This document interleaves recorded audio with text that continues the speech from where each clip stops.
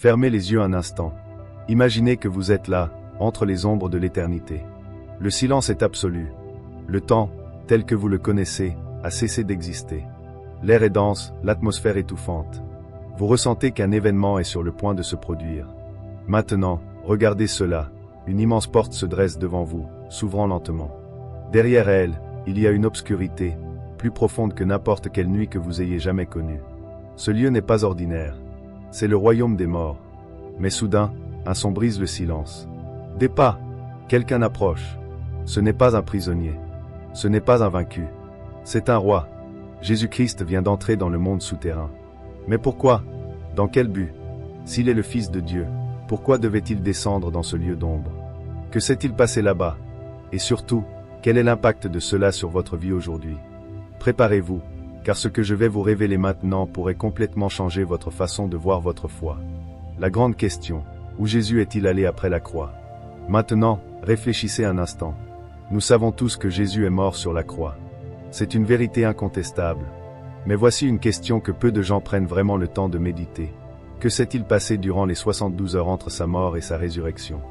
Où était Jésus pendant cette période? Que faisait-il?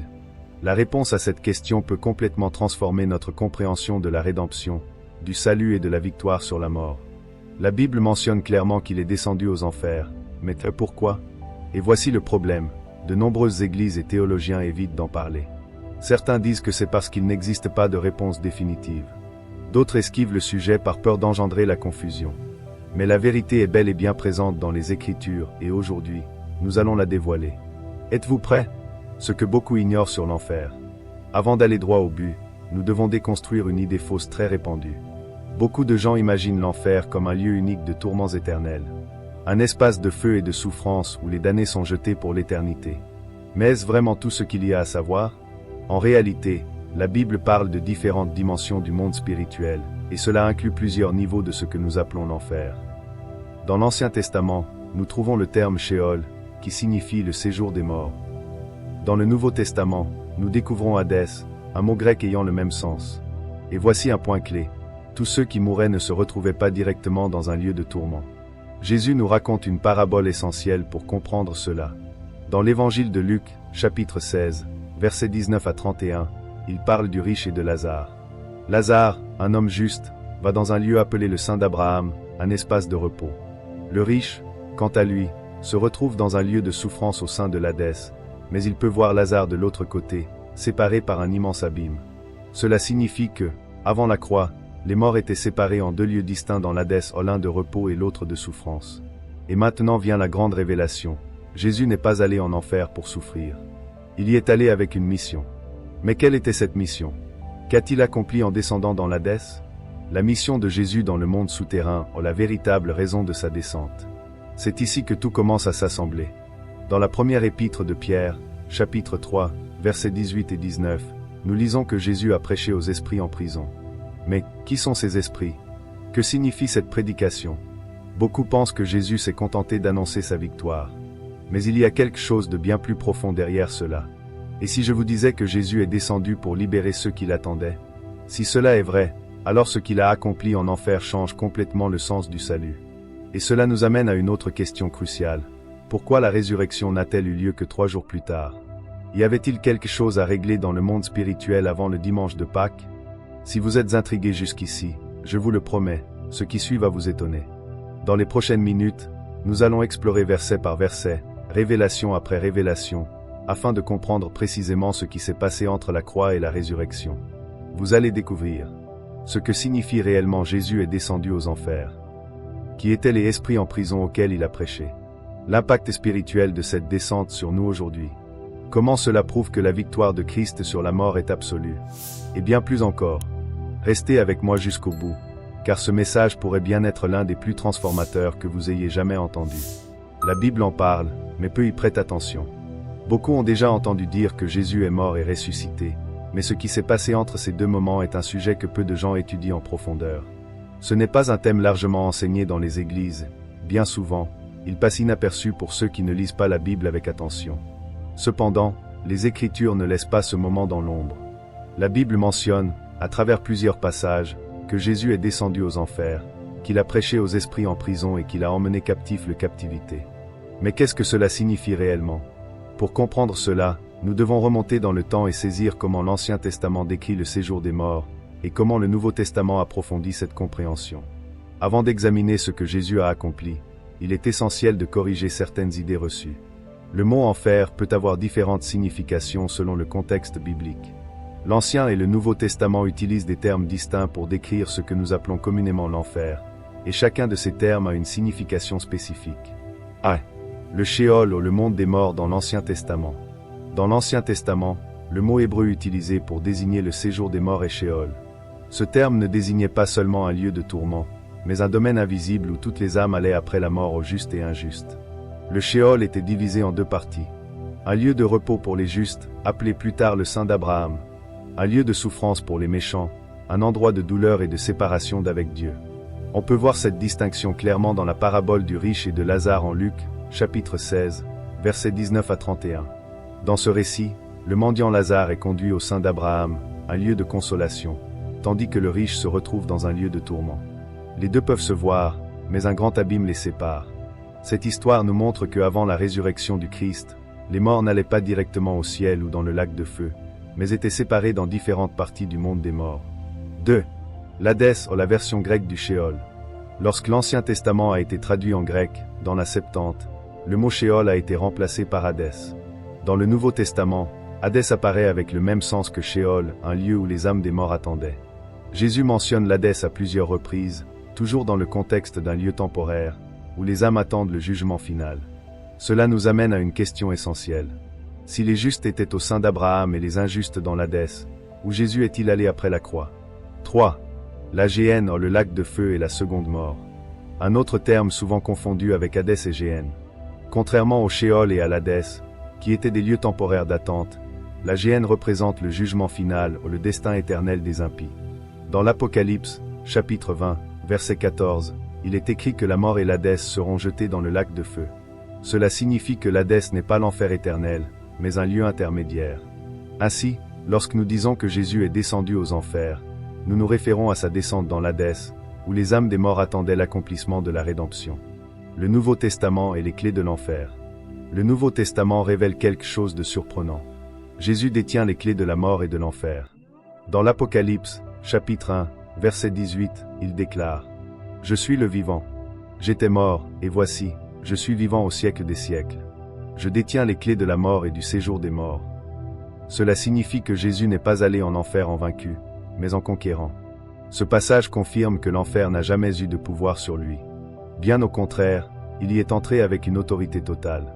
Mais pourquoi a-t-il fait cela? Pierre et la prédication de Jésus aux esprits en prison. Nous arrivons maintenant à l'un des passages les plus mystérieux et débattus du Nouveau Testament. Dans la première épître de Pierre, chapitre 3, versets 18 et 19, nous lisons « Christ a été mis à mort dans la chair, mais rendu vivant par l'Esprit, dans lequel aussi il est allé prêcher aux esprits en prison. » Beaucoup de théories ont émergé à propos de ce passage. Certains pensent que Jésus a prêché aux damnés pour leur offrir une seconde chance. D'autres disent qu'il a proclamé sa victoire aux anges déchus. Mais l'explication la plus cohérente, en considérant l'ensemble des Écritures, est que Jésus a proclamé sa victoire et a libéré les justes qui attendaient leur rédemption dans le sein d'Abraham. Cette interprétation s'accorde parfaitement avec Éphésiens, chapitre 4, versets 8 à 10, où Paul dit que Jésus est descendu dans les régions inférieures de la terre et qu'il a emmené captif la captivité. Cela nous amène à une question cruciale. Si les justes étaient au sein d'Abraham et que Jésus les a libérés, où sont-ils allés ensuite? L'ascension des justes vers le paradis. Dans Jean, chapitre 14, versets 2 et 3, Jésus dit « Il y a plusieurs demeures dans la maison de mon Père. Si cela n'était pas vrai, je vous l'aurais dit. Je vais vous préparer une place. » Par sa mort et sa résurrection, Jésus n'a pas seulement ouvert la voie du salut, mais a aussi changé la destination des âmes des justes. Après sa victoire sur la mort, il a emmené les justes au ciel, établissant un nouvel ordre spirituel. Cela signifie que, pour les sauvés en Christ, le paradis n'est plus un lieu intermédiaire, mais la présence directe de Dieu. C'est pourquoi Paul peut affirmer dans Philippiens, chapitre 1, verset 23. « J'ai le désir de partir et d'être avec Christ, ce qui est de beaucoup le meilleur. » Maintenant que nous avons compris le concept biblique de l'enfer et la mission de Jésus dans le séjour des morts, nous sommes prêts à entrer dans le moment le plus crucial. Que Jésus a-t-il réellement fait en enfer? Comment a-t-il libéré les justes? Que s'est-il passé dans le monde spirituel pendant ces 3 jours? C'est la partie la plus extraordinaire de toute cette histoire, et dans le prochain chapitre, nous allons explorer chaque étape du voyage de Jésus dans le monde souterrain. Préparez-vous, car ce qui suit pourrait complètement transformer votre vision de la foi. Le moment où Jésus est entré dans le monde des morts, tout était plongé dans l'obscurité. Dans le monde physique, le corps de Jésus reposait dans un tombeau scellé. Mais dans le monde spirituel, quelque chose d'extraordinaire était en train de se produire. Le Fils de Dieu, celui qui avait été crucifié, marchait désormais dans le domaine de la mort. Mais ce n'était pas un moment de faiblesse. Jésus n'est pas descendu en enfer comme un prisonnier. Il est descendu comme un roi. Mais avant d'aller plus loin, nous devons comprendre une chose. L'enfer n'a jamais été un territoire inconnu pour lui. Jésus est Dieu. Il connaissait le monde spirituel avant même la création de l'univers. Mais cette fois-ci, il y entrait physiquement, et sa présence allait tout changer pour toujours. Les forces spirituelles assistaient à un moment qu'elles ne pouvaient éviter. Le Seigneur lui-même était là. Et il avait un objectif précis. Premier acte, la proclamation de la victoire. L'apôtre Pierre décrit cela de manière directe. Christ a été mis à mort dans la chair, mais rendu vivant par l'Esprit, dans lequel aussi il est allé prêcher aux esprits en prison. Première épître de Pierre, chapitre 3, versets 18 et 19. Mais qui sont ces esprits en prison? Il existe plusieurs interprétations sur ce passage, mais la plus cohérente avec le contexte biblique est la suivante. Jésus était en train d'annoncer sa victoire. Il proclamait devant tout le monde spirituel que le plan de la rédemption avait été accompli. Ce n'était pas une prédication évangélique. C'était une déclaration de triomphe. Réfléchissez un instant. Pendant des siècles, le péché avait régné sur l'humanité. Satan croyait avoir un pouvoir absolu sur les hommes. La mort semblait être le dernier mot. Mais maintenant, le roi était là. La première chose que Jésus a faite, il a déclaré que la mort avait été vaincue. Deuxième acte, la libération des justes. Nous arrivons maintenant à l'une des révélations les plus profondes sur la mission de Jésus dans le monde souterrain. Paul écrit dans Éphésiens, chapitre 4, versets 8 à 10. C'est pourquoi il est dit, il est monté en haut, il a emmené des captifs et il a donné des dons aux hommes. Or, que signifie il est monté, sinon qu'il est aussi descendu dans les régions inférieures de la terre? Ce passage révèle une vérité essentielle. Jésus est descendu pour libérer ceux qui étaient retenus captifs dans le sein d'Abraham. Mais que cela signifie-t-il? Avant la croix, où allaient les justes? Avant que la rédemption soit accomplie, les justes de l'Ancien Testament n'allaient pas directement au ciel. Jésus raconte dans Luc, chapitre 16, versets 19 à 31, l'histoire du riche et de Lazare. Le riche est allé dans un lieu de tourment au sein de l'Hadès. Lazare, quant à lui, a été emmené dans le sein d'Abraham, un lieu de repos. Entre ces deux endroits, un immense abîme les séparait. Cela signifie que même les justes ne pouvaient pas entrer pleinement dans la présence de Dieu tant que le sacrifice parfait n'avait pas été accompli. Mais maintenant, Jésus était là. Et qu'a-t-il fait? Il a ouvert les portes de l'éternité pour ces justes. On peut imaginer ce moment dans le monde spirituel. Les prophètes, les patriarches, les hommes et les femmes de foi qui avaient attendu la promesse de la rédemption voyaient maintenant la promesse s'accomplir sous leurs yeux. Abraham reconnaissait en lui l'agneau que Dieu avait promis. Moïse voyait celui qui était plus grand que la loi. David, qui avait écrit sur le Messie, le voyait maintenant en gloire. Jésus était là pour les emmener dans le véritable paradis. Troisième acte, Jésus prend les clés de la mort et de l'enfer. Nous arrivons maintenant au moment le plus décisif de l'histoire spirituelle. Jésus déclare dans l'Apocalypse, chapitre 1, verset 18. « Je suis le vivant. J'étais mort, et voici, je suis vivant au siècle des siècles. Je détiens les clés de la mort et du séjour des morts. » Que signifie cela? Dans le monde spirituel, les clés représentent l'autorité. Quand Adam a péché, l'humanité a perdu sa domination. La mort a commencé à régner sur les hommes. Satan pensait avoir gagné. Mais il ignorait que le plan de Dieu était parfait. Maintenant, Jésus était là, et il reprenait l'autorité sur la mort. Cela signifie que Satan n'a plus le pouvoir ultime sur la vie et la mort. Christ détient désormais les clés de l'éternité. Et c'est pourquoi, pour ceux qui sont en lui, la mort n'est plus une fin. La transformation spirituelle de l'humanité. Ce qui s'est passé pendant ces 3 jours a totalement changé le destin de l'humanité. Avant, la mort était une fatalité. Maintenant, Christ a ouvert le chemin vers la vie éternelle. Avant, les justes attendaient la rédemption. Maintenant, elle était accomplie. Avant, Satan revendiquait un pouvoir sur les hommes.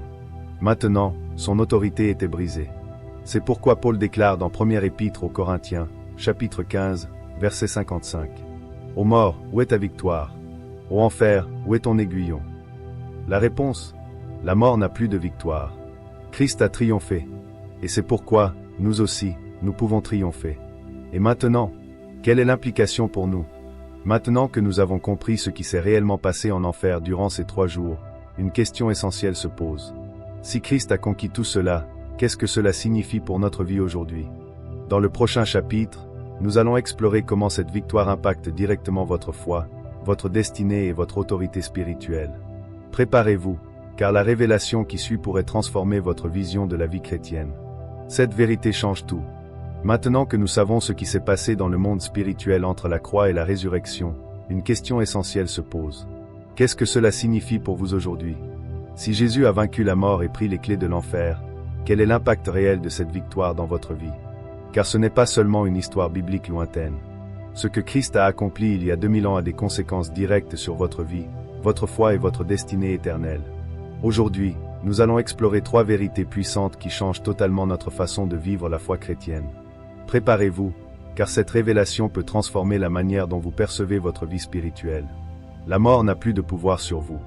Avant Christ, la mort était une terreur inévitable. C'était un abîme infranchissable qui séparait l'homme de Dieu. Mais tout cela a changé. Paul écrit dans 1er épître aux Corinthiens, chapitre 15, versets 55 à 57. Ô mort, où est ta victoire? Ô enfer, où est ton aiguillon? L'aiguillon de la mort, c'est le péché, et la puissance du péché, c'est la loi. Mais grâce soit rendue à Dieu, qui nous donne la victoire par notre Seigneur Jésus-Christ. Cela signifie que, pour ceux qui sont en Christ, la mort n'est pas la fin, mais un nouveau commencement.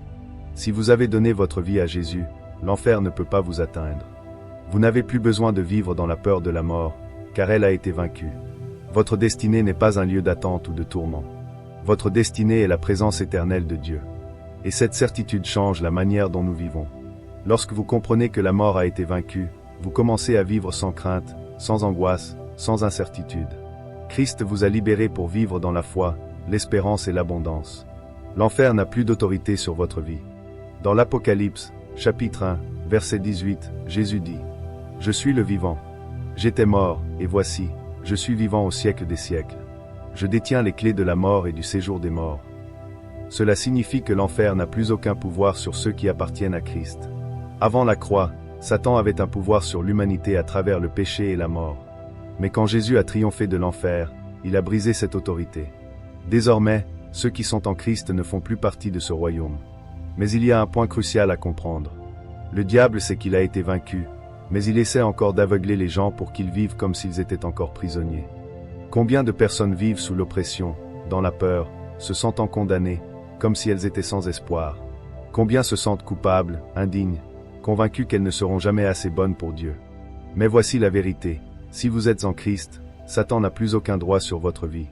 Il ne peut plus réclamer votre âme. Il ne peut plus emprisonner votre esprit sous des accusations.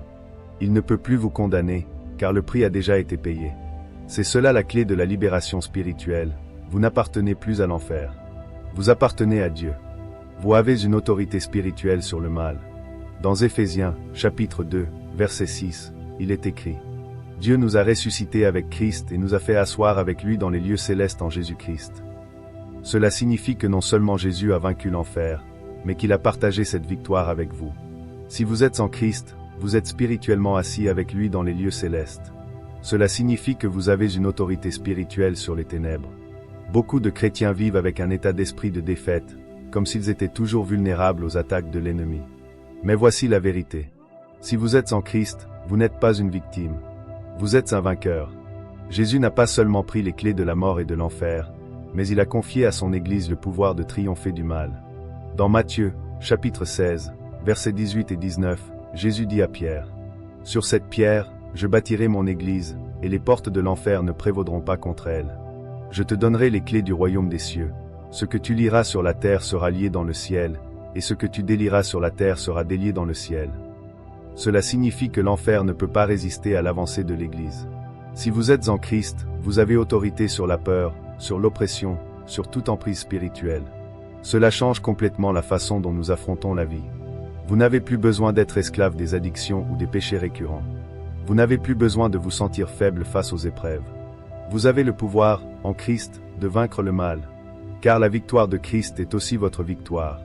Et maintenant, vous comprenez que la descente de Jésus en enfer n'était pas seulement un événement historique, mais une victoire qui a tout changé pour nous. Si vous êtes en Christ, la mort n'a plus de pouvoir sur vous. L'enfer n'a plus d'emprise sur votre vie. Vous avez une autorité spirituelle pour vivre en vainqueur. Mais cela nous amène à une question encore plus profonde. Si cette vérité est si puissante, pourquoi tant de chrétiens vivent-ils encore comme des esclaves de la peur et de la culpabilité? Dans le prochain chapitre, nous allons explorer pourquoi ce message n'est pas souvent enseigné, les erreurs que beaucoup font sur la descente de Jésus aux enfers, ce que l'Église ne vous dit pas sur ce sujet. La réponse pourrait vous surprendre. Préparez-vous à découvrir des vérités qui ont été cachées pendant des siècles et qui doivent maintenant être révélées. Pourquoi ce sujet n'est-il presque jamais enseigné? Si ce que nous avons exploré jusqu'ici est si essentiel à la foi chrétienne, pourquoi entendons-nous si rarement des sermons à ce sujet? Pourquoi la majorité des églises évite-t-elle de parler de ce qui s'est passé entre la mort et la résurrection de Jésus? La réponse pourrait vous surprendre. Il existe 3 raisons principales pour lesquelles cet enseignement a été obscurci au fil des siècles. C'est un sujet théologiquement complexe. De nombreuses interprétations erronées ont été propagées. Cette connaissance donne de l'autorité aux chrétiens, et l'ennemi ne veut pas que vous le sachiez. Examinons chacune d'elles en détail. Un sujet théologiquement complexe. La Bible mentionne la descente de Jésus aux enfers de manière directe dans Première Épître de Pierre, chapitre 3, versets 18 à 19, et dans Éphésiens, chapitre 4, versets 8 à 10, mais sans entrer dans des détails minutieux sur ce qui s'est exactement produit. Cela a laissé place à différentes interprétations au cours de l'histoire de l'Église. Dans les premiers siècles du christianisme, les théologiens débattaient intensément sur cette question. Certains défendaient que Jésus avait prêché aux damnés. D'autres croyaient qu'il avait libéré les justes. La complexité de ce sujet a poussé de nombreuses églises à l'éviter, de peur de créer de la confusion parmi les croyants. Mais éviter un sujet ne signifie pas qu'il n'est pas important. Christ est descendu aux enfers pour une raison spécifique, et cette vérité doit être comprise. Les nombreuses interprétations erronées. Tout au long de l'histoire, diverses interprétations erronées ont émergé au sujet de la descente de Jésus aux enfers. Voici quelques-unes des idées fausses les plus répandues. Erreur numéro 1. Jésus a souffert en enfer comme punition pour les péchés. Certains enseignent qu'en plus de la croix, Jésus a dû souffrir en enfer pour achever l'expiation. Cela n'est pas biblique. Sur la croix, Jésus a déclaré « Tout est accompli ». Jean, chapitre 19, verset 30. Cela signifie que le sacrifice était déjà complet à ce moment-là. Lorsque Jésus est descendu aux enfers, ce n'était pas pour souffrir, mais pour conquérir. Erreur numéro 2. Jésus a offert une seconde chance aux morts. Certains prétendent que Jésus a prêché en enfer pour offrir une nouvelle opportunité de salut aux damnés. Mais la Bible enseigne clairement que le jugement vient après la mort. Il est réservé aux hommes de mourir une seule fois, après quoi vient le jugement. Épître aux Hébreux, chapitre 9, verset 27. Jésus n'est pas descendu aux enfers pour sauver les condamnés, mais pour proclamer sa victoire et libérer les justes qui attendaient la rédemption. Erreur numéro 3. L'enfer a encore du pouvoir sur les chrétiens. Beaucoup de personnes vivent comme si l'enfer avait toujours une autorité sur leur vie. Mais comme nous l'avons vu, Christ a pris les clés de la mort et du séjour des morts. Si vous êtes en Christ, l'enfer n'a plus de pouvoir sur vous. L'ennemi ne veut pas que vous connaissiez cette vérité. Voici une réalité profonde. Si les églises enseignaient correctement la descente de Jésus aux enfers, les chrétiens vivraient avec bien plus d'autorité spirituelle. Satan sait qu'il a perdu la bataille, mais il veut garder les chrétiens dans l'ignorance afin qu'ils n'exercent pas le pouvoir que Christ leur a donné. Si vous comprenez que la mort a été vaincue, vous ne craignez plus l'avenir. Si vous savez que l'enfer a perdu son autorité, vous ne vivez plus dans la condamnation. Si vous réalisez que Christ détient les clés de l'enfer, vous marchez dans l'autorité et la liberté. Mais l'ennemi ne veut pas que vous sachiez cela. Il veut que les chrétiens vivent dans la peur, dans le doute, sans conviction de leur position spirituelle. C'est pourquoi cette vérité a été réduite au silence dans de nombreuses églises. Mais maintenant que vous le savez, vous ne pouvez plus revenir en arrière. Pourquoi cette vérité doit être enseignée? Maintenant que tout est clair, il faut comprendre.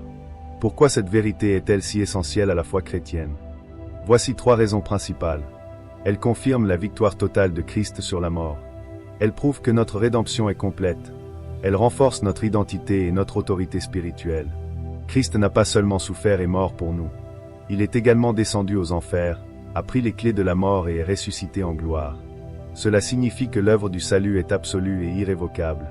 Cette vérité doit être proclamée. Et maintenant, vous comprenez pourquoi ce sujet a été caché au fil des siècles et quel impact il a sur votre vie. Mais cela nous amène à une dernière question. Si Jésus a vaincu la mort et l'enfer, comment devons-nous vivre cette victoire au quotidien?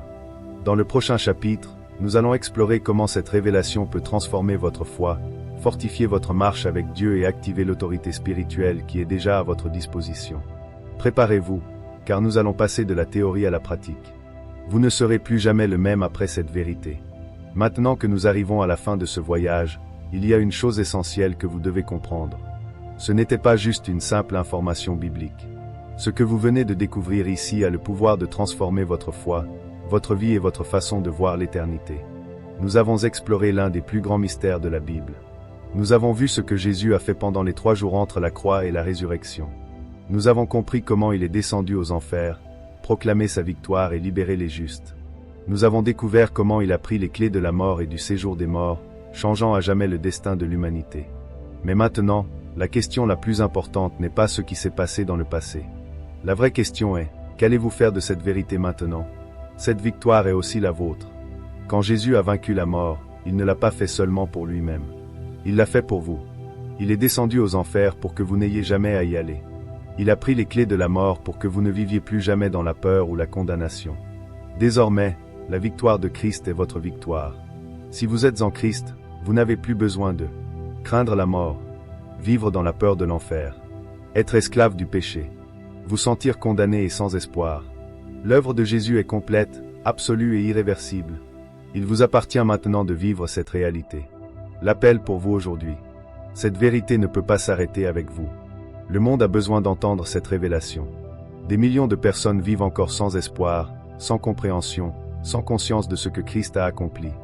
Beaucoup vivent opprimés, dans la peur, convaincus qu'ils sont condamnés. Mais maintenant, vous connaissez la vérité. Et la question est, qu'allez-vous en faire? Ce que vous pouvez faire dès aujourd'hui. Prenez position dans la vérité. Si vous n'avez jamais donné votre vie à Christ, c'est le moment de prendre cette décision. Il n'y a plus de temps pour le doute. Jésus a déjà vaincu la mort et ouvert le chemin vers l'éternité. Aujourd'hui, vous devez faire un pas de foi et dire, j'appartiens à Christ. Si vous êtes déjà chrétien, c'est le moment d'arrêter de vivre dans la peur et de commencer à vivre dans la victoire. Déclarez maintenant, la victoire de Christ est ma victoire. Parce que quand vous le déclarez, vous affirmez votre foi et votre position spirituelle. Partagez ce message. Maintenant que vous connaissez cette vérité, ne la gardez pas pour vous. Pensez à toutes les personnes qui ont besoin d'entendre cela. Pensez à ceux qui vivent dans la peur de la mort, sans comprendre ce que Jésus a fait pour eux. Aujourd'hui, vous pouvez être celui qui leur apporte cette révélation. Partagez ce message avec au moins une personne qui a besoin de connaître cette vérité. Diffusez-le, faites-le connaître autour de vous, car cette révélation doit toucher le plus grand nombre. Vivez comme quelqu'un qui a déjà gagné. Maintenant que vous savez que Christ a déjà vaincu l'enfer, qu'il a déjà pris les clés de la mort, que vous êtes déjà libre, ne vivez plus comme quelqu'un qui est encore enchaîné. Vivez comme quelqu'un qui a été racheté, pardonné et restauré. Cela signifie, n'acceptez plus la condamnation de votre passé. Ne vivez plus dans la peur de ce qui vient après la mort. Ne laissez plus l'ennemi voler votre paix et votre foi. Christ vous a donné un nouveau destin. Désormais, c'est à vous de marcher dans cette nouvelle réalité. La dernière réflexion. Prenez un instant et réfléchissez. Si vous vous trouviez face à Jésus en ce moment, que lui diriez-vous? Après tout ce qu'il a accompli, quelle serait votre réponse? Car cette réponse définit tout. Christ est descendu aux enfers pour assurer votre victoire. Il a vaincu la mort pour que vous ayez la vie éternelle. Et maintenant, il vous appelle à vivre cette vérité. Ne détournez pas le regard. Ne laissez pas cette vérité être juste une information de plus. Faites-en le fondement de votre vie dès aujourd'hui. Ce que vous devez faire maintenant. Maintenant que vous êtes arrivé jusqu'ici, il y a 3 choses que vous devez faire immédiatement. Déclarez, la victoire de Christ est ma victoire. Partagez ce message avec quelqu'un qui a besoin d'entendre cette vérité. Prenez position aujourd'hui et commencez à vivre cette réalité. Ne laissez pas ce message s'arrêter ici. Ce que Christ a accompli doit être connu dans le monde entier. Et aujourd'hui, cette mission est aussi la vôtre. Merci d'avoir suivi cette révélation jusqu'au bout. Allez maintenant et vivez comme quelqu'un qui a déjà vaincu. Car en Christ, vous avez déjà la victoire.